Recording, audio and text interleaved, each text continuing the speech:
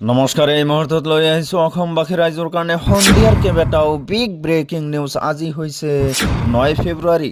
কাইলৈ প্ৰকাশ পাব চূড়ান্ত ভোটাৰ তালিকা। আপোনাৰ নাম আছেনে নাই পৰীক্ষা কৰক। কাইলৈৰ পৰা মেট্ৰিক পৰীক্ষা হলত সোমোৱাৰ পূৰ্বে মানিব লাগিব কেইবাটাও বিশেষ নিয়ম। জানি লওক 5টা কঠোৰ নিয়ম। মনত ৰাখক 20 ফেব্ৰুৱাৰীত লাখ লাখ মহিলাৰ একাউণ্টত সোমাব 8,000 কোটি টকা। শীঘ্ৰেই একাউণ্টৰ সৈতে লিংক কৰক আধাৰ কাৰ্ড, অন্যথা নাপাব ধন। লগতে কেইটামান ৰাজনৈতিক আৰু অৰাজনৈতিক খবৰ যুগুত কৰা হৈছে আজিৰ দিনটোত। গতিকে এনেবোৰ খবৰ নিতো চাই থাকিবলৈ চেনেলটো ছাবস্ক্ৰাইব কৰি ভিডিঅ'টোত এটা লাইক কৰিবলৈ নাপাহৰিব। হয় বন্ধু বান্ধৱীসকল, আজি আমাৰ প্ৰথমটো খবৰ খুবেই গুৰুত্বপূৰ্ণ খবৰ। লগতে অসমবাসী ৰাইজৰ কাৰণে এটা ডাঙৰ খবৰ।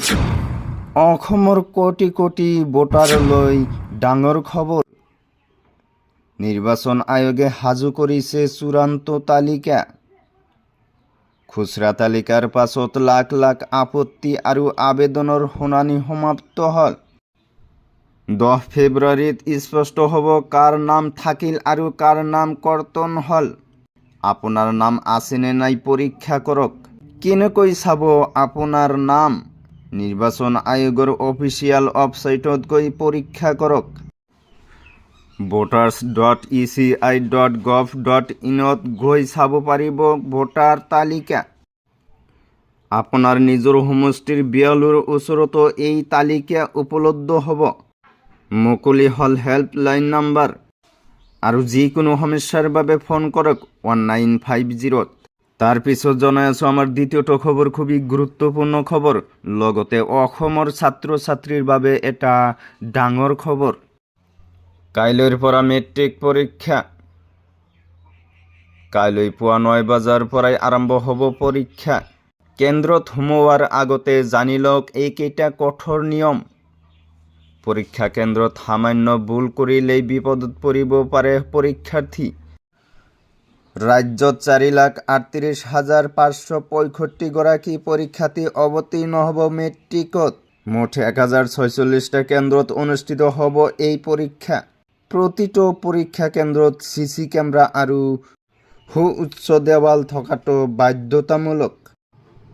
পৰীক্ষা কেন্দ্ৰৰ 50 মিটাৰ ব্যাসাৰ্ধত চৰকাৰে জাৰি কৰিছে 163 ধাৰা। পৰীক্ষাৰ সময়ত কেন্দ্ৰৰ ওচৰে পাজৰে কোনো অচিনাকি লোকৰ সমাগম নিষিদ্ধ। মুঠ 45টা কেন্দ্ৰত অনুষ্ঠিত হ'ব উত্তৰ বহিৰ্মূল্যায়ন প্ৰক্ৰিয়া। তাৰ পিছত জনাই আছোঁ আমাৰ পৰৱৰ্তীটো খবৰ, খুবেই গুৰুত্বপূৰ্ণ খবৰ। লগতে অসমবাসী ৰাইজৰ কাৰণে এটা ডাঙৰ খবৰ। 20 ফেব্ৰুৱাৰীত লাখ লাখ মহিলাৰ একাউণ্টত সোমাব ধন। প্ৰতিগৰাকী মহিলাৰ একাউণ্টত সোমাব 8,000 কোটি টকা। কিন্তু ধন লাভৰ বাবে কৰিব লাগিব দুটা বিশেষ কাম। প্ৰথমে শীঘ্ৰেই আপোনাৰ একাউণ্টৰ সৈতে আধাৰ কাৰ্ড লিংক কৰিব লাগিব। আধাৰ কাৰ্ড লিংক হৈছে নে নাই সেয়া নিশ্চিত কৰিব লাগিব। বহাগ বিহুৰ উপহাৰ হিচাপে এই ধন দিব চৰকাৰে। নিৰ্বাচনৰ বাবে আগতীয়াকৈ এই ধন প্ৰদান কৰিব চৰকাৰে। প্ৰতিগৰাকী অৰুণোদয় হিতাধিকাৰীয়ে লাভ কৰিব 8,000 কোটি টকা।